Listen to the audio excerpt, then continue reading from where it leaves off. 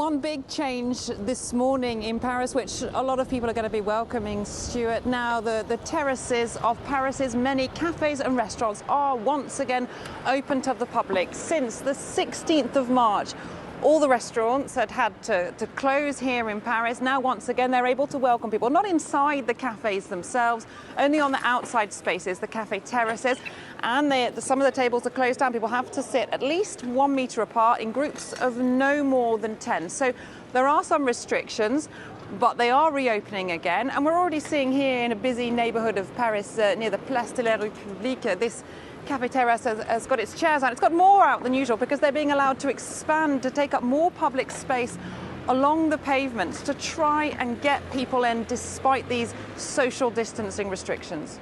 How important is all this for Paris, Catherine? I mean, restaurants are obviously crucial to tourism, even if it's just domestic tourism mostly this year, but also the whole economy as well.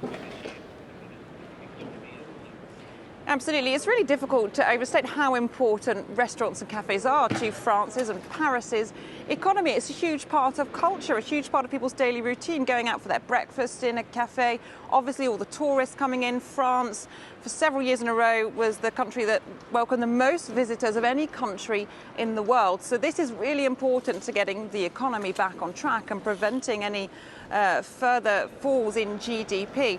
One restaurant chain owner said that in March they'd seen their turnover figures fall by 90%, in April by 70%, and they desperately need to get, well, bums on seats in the cafes. It's estimated there are over 10,000 cafe and restaurant terraces like the one behind me in Paris. So it's a large-scale problem.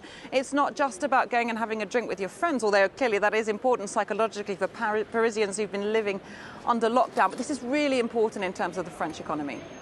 Catherine, thanks very much. Catherine Norris-Trent there joining us, as she said, from